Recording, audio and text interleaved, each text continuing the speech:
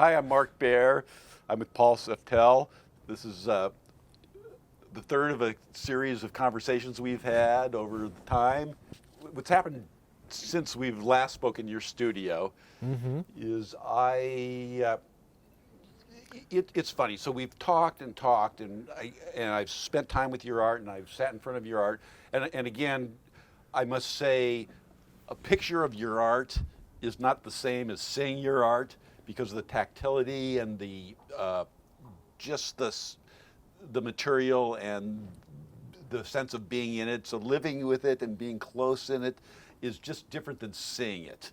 Things that I do, it's all about seeing the picture sometimes more than the actual piece. So you're the kind of just the opposite. It's not about the picture, it's about the real thing, the real piece.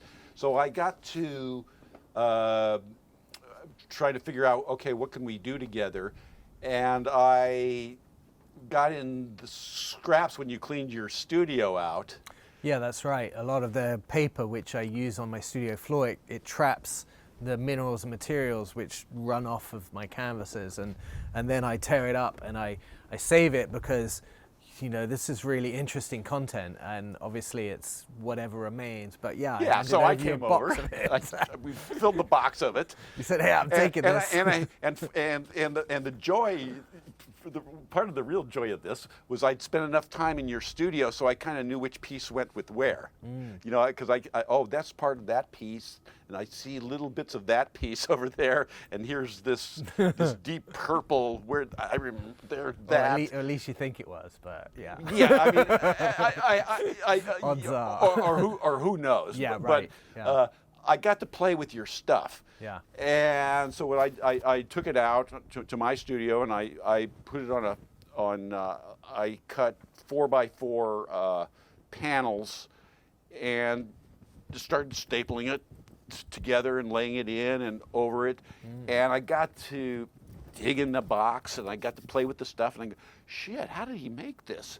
Or this is really interesting. So I got to feel it. I got to feel because there's like sand in it, there's minerals in it, there's things that I probably shouldn't be touching in it. You know, I wear gloves. Yeah. So I got a sense by jumping in to really spend time with what you did, that I know your art better than I could have talked to you for 20 years. Interesting. In a weird way, I felt like, wow, this is really fun. And then, you know, I did my own things on the pieces, because you know, I can't make it. All I would do is, if I didn't do my own thing, then it's a bad piece of yours, which you'd probably want to come over and destroy. Yeah. Immediately. So, you know, I had to co-opt it in my own. I had to co-opt it in my own language. You know, but it was yeah, my work was just the starting point for but it was a way for us to communicate, which is really just unexpectedly interesting for me. I can't tell you how many people have wanted to take bits of my stuff so they could paint their own shit over it. But you're the lucky one. Well, yeah, because they're probably they probably didn't show up with the van. I showed up with the minivan. Yeah, it's all about showing up, isn't it? Yeah. It's about showing up. So we're going to talk about.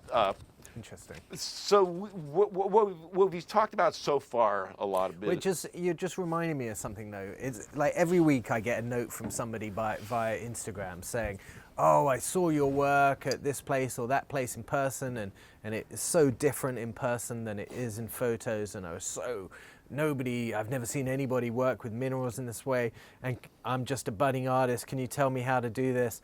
And usually my answer is, "Oh, thank you so much for the compliment, but no, I can't tell you, because how many years of training, experience, do you have 30 experimentation?" years? Yeah, exactly.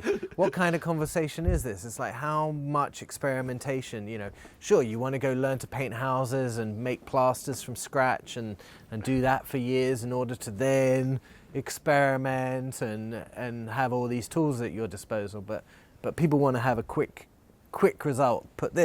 They want to have a formula, a recipe, an end result, and the end result it's about experience. It's about creating something soulful, isn't it? That you can climb inside of, that is, you know, the landscape isn't something outside of you, it's inside of you. The art, the perception, the memories, those experiences are all captured there, and you can't fake that stuff.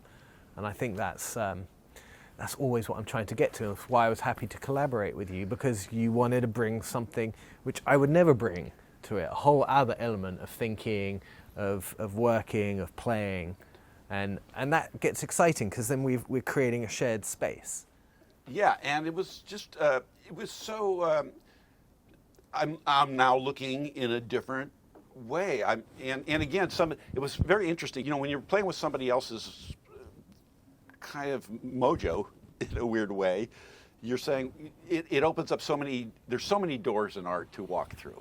Right. Which door do you want to walk through? And I go, you know, this is so interesting. But I can't spend 20 years making this. I can't, you know, it was like I can't go through this door. It was like, yeah, I'm playing with your paint and having fun with it. If I had to recreate this and do what you do, there is no shortcut. No, You and know, maybe and- that's not fun for you either. Or You know? it's not what I wanted to say. But Yeah. again, well, no, there's much that I really admired and wanted to do more of. But this is it's like I'd like to be a great draftsman too, but it's not my prime thing. So some things you just have to let go by. Right. You know, but it was like just opened me up to the possibilities of just, you know, how tactile it is. I mean, the tactility of it was just awesome to me. But let's talk about, so what we've kind of shown, because we've been in your studio for the first two of these interviews, and so we were, you know, with the big pieces behind us, and they're in a, you know, they're in a frame, but this stuff lives beyond a frame, and we discussed how we stand on the shoulders of giants, Right. and what we never got to was James Terrell, and let's start this conversation with James Terrell a bit. Well, it's interesting. I think the way we're getting there is because of his connection to earth and sky and creating something in between, an experience in which the landscape, it's not just a, you know, a rigid piece like this. You're going like this. His I think perception explain a is bit who he is, and because you got to meet him, explain because the audiences might not know who he is, and explain a little bit about him. James Terrell is probably one of the most known contemporary artists dealing in monumental scale, working with light and perception, and light and perception are his materials of his work. I met him a long time ago when I was at Edinburgh College of Art, and he came and gave a talk, and I got to chat with him afterwards a bit. But I think he's been creating these spaces. He initially started by taking the roof off of buildings and trying to bring the sky into the space, so that the sky isn't something that just remains out there. It's something that would come down and sit within the viewer, within the space. And he was actually a doctor in parapsychology who was renovating biplanes and flying them around the desert in Arizona, and he came across a volcano, an extinct volcano in the Painted Desert in Arizona, and thought, I'm going to buy that, and he did. And he wanted to change the shape of the crater in order. And he moved this. So not only did he do this, but then he tells his wife and family that I'm giving up this beautiful our life, and we're going to move to this crater in Arizona. Four wives, and $15-20 million later, you know, he's actually changed the shape of the sky, because he's changed the shape of the crater, so that when you stand in the bottom of the crater, the sky is not out there, it comes down within. And he's making tunnels through this extinct volcano, so that at certain astronomical conjunctions over the next 10,000 years, these chambers are flooded with light.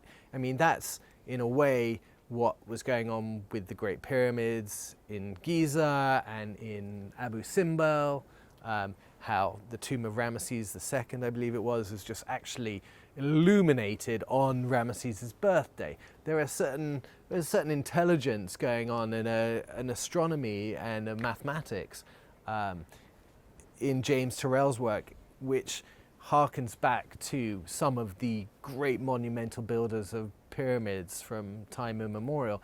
That's what really fascinated me about him, was that thinking.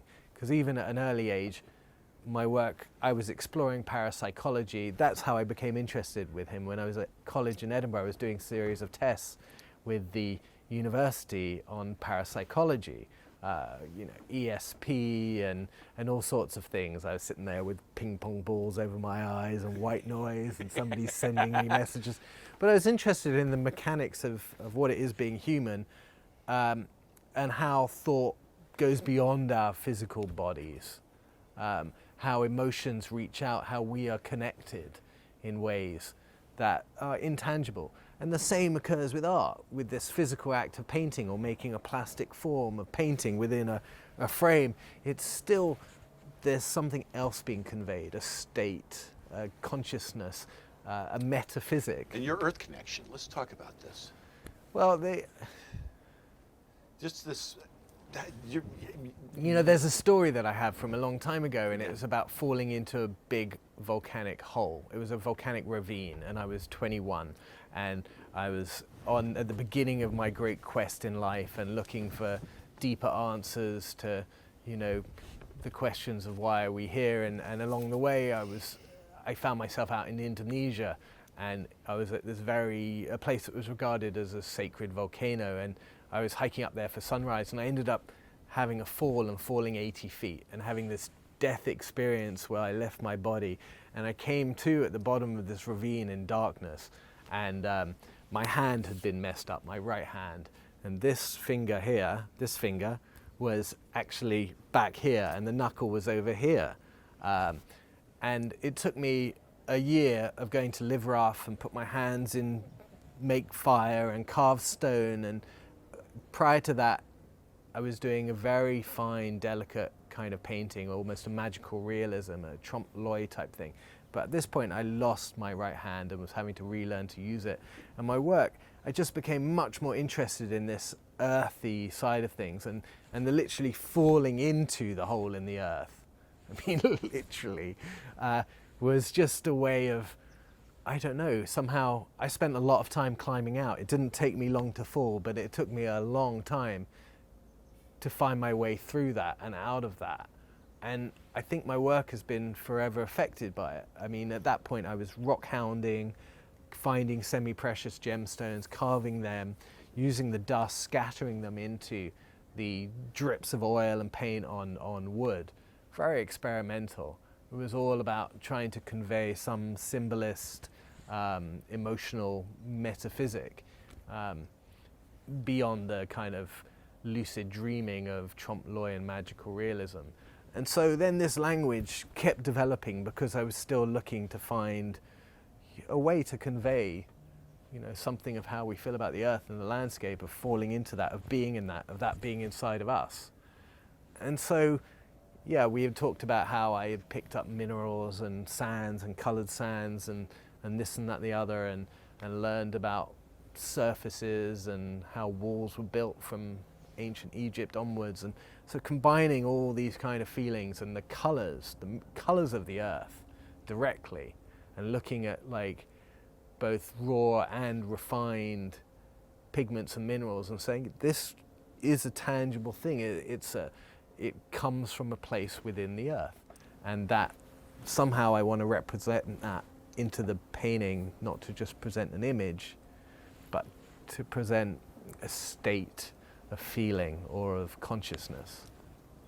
So the immersive experience.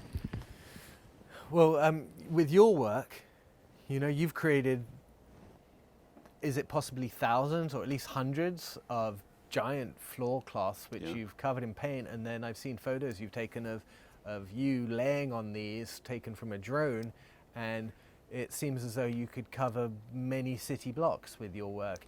And that sense of being in it, it's like you can't remove one piece from the whole lot and still create an impact.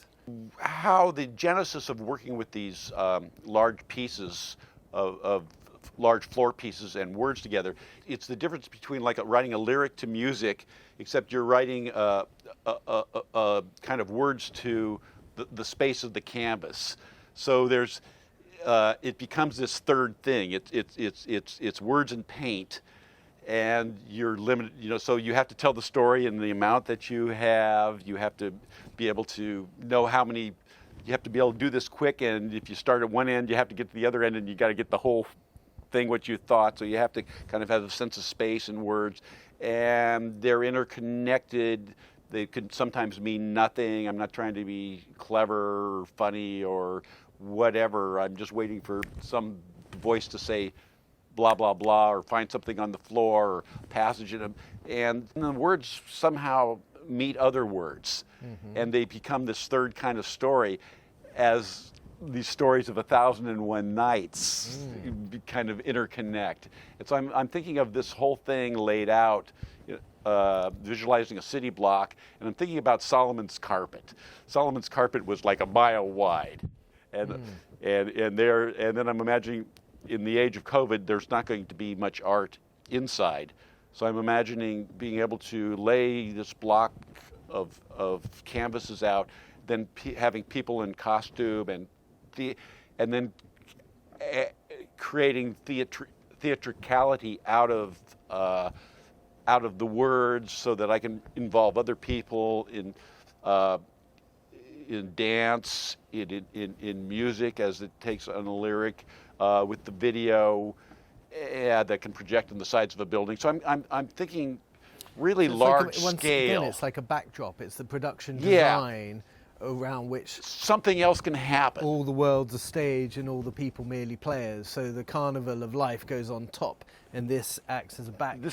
This becomes the stage set, which is the same or similar to James Terrell or Olafur Eliasson and these large-scale installations, which now, 21st century art has been very much driven by experiences. Let's go to Olaf Eliasson.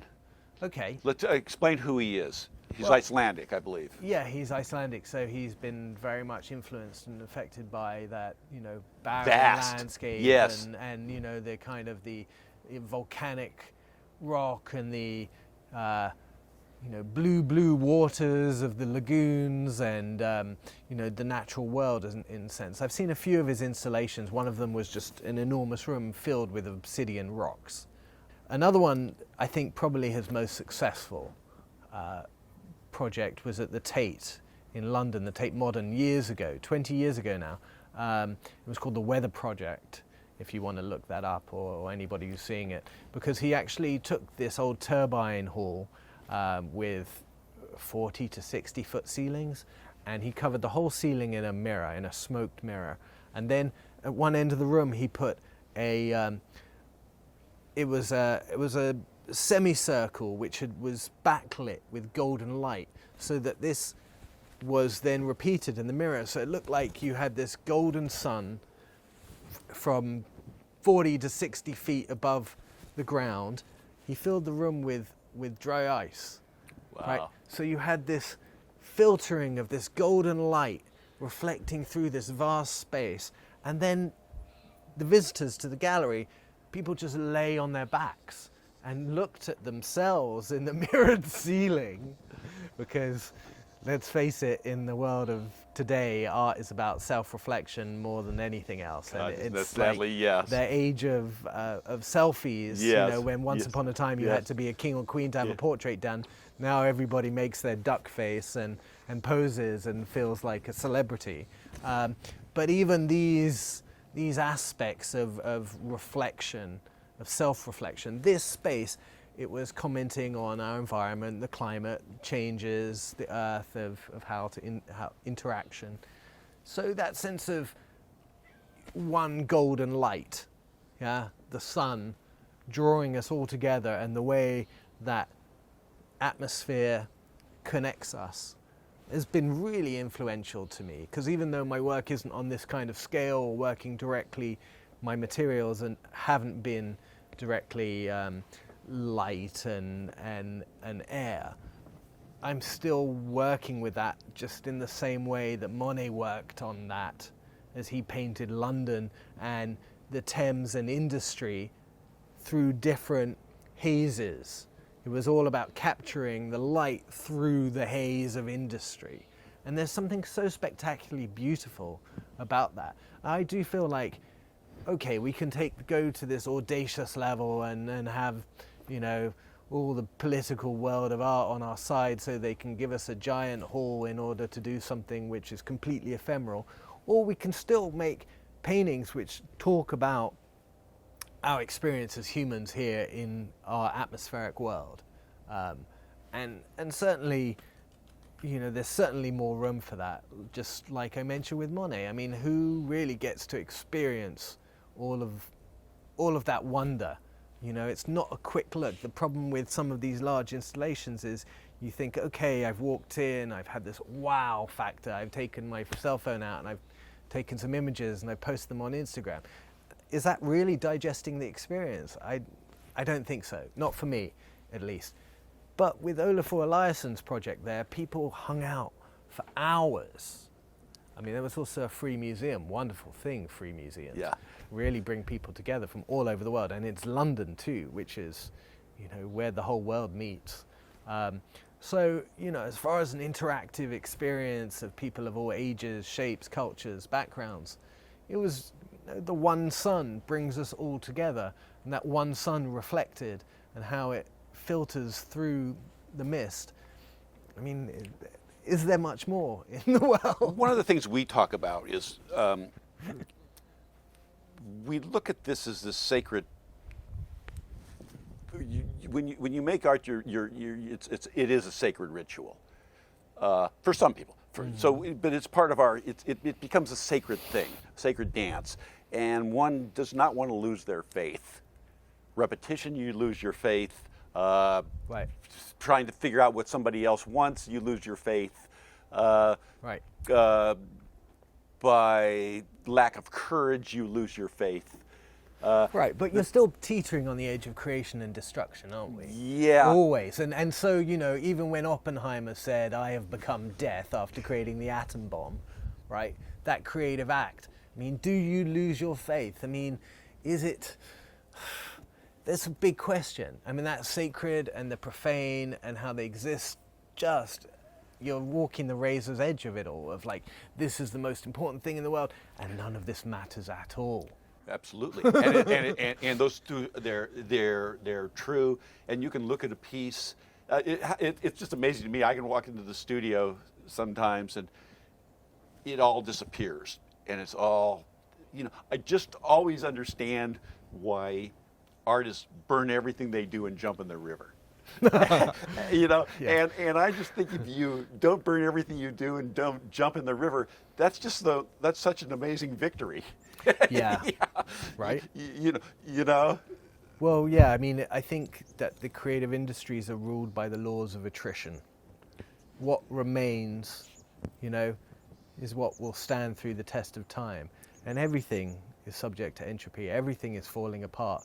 And, you know, so this last man standing in the creative industries is very important. I mean, there's a lot of people who were adopted very young into the, you know, the higher museum worlds and auction worlds, and you know, most of them I find quite lackluster. I mean, there wasn't enough tried and true before they were celebrated, and so who cares where they go at the end of the day?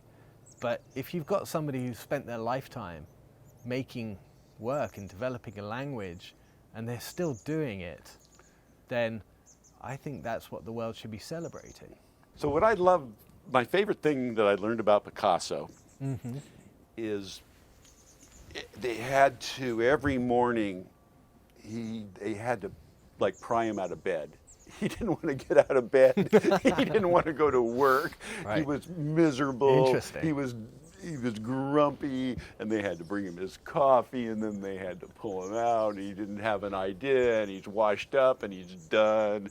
And they had to like rewind the clock every day. And, Really? and I so don't know feel that. like that every morning. You know that Yeah. feeling, and the fact that we can still get out of bed, and that usually you get to the studio and something happens usually, and that, Well, look, the that painting's epiphany made that in we the middle get. of thinking about it, right? Yeah. When you're like in the process and just throwing paint around and thinking about what you're doing, the thing happens, Yes. right? It's not going to happen without putting paint on the canvas. but you can spend months thinking about it, and then you come to it, and something happens. Yeah, and It's having that all faith, valid. and having that faith that something's going to happen, and I think that's what you do it long enough, you know, something's going to happen. And even if you keep painting over it, because we talked about, you know, destroying our own work, Yeah. I've never felt like a painting's really lost. Uh-huh. You know, it's like the painting's still there, there's just more paint on top of it. It's just growing. It's like age, isn't it? And you say nothing's ever lost. I'm thinking Instagram. Well, you know, I mean, it's just age and experience, Yeah, isn't yeah, it? You know, like yeah. us 20 years ago, I Yes. mean, we haven't lost that same self. Yeah. But there's just another 20 years of age and experience on top of it, and a few more wrinkles. You right? want to see where it's going. In other words, what motivates me, I want to know what's going to happen next, and I think that's the same for you. You know, it's this combination of having deep faith and great doubt, and walking that line. And I guess that's the artist's life. Right, the point and the pointlessness. Yeah, right? I mean, and you've got to be essentially, able it's to hold all- those things, and they're both true.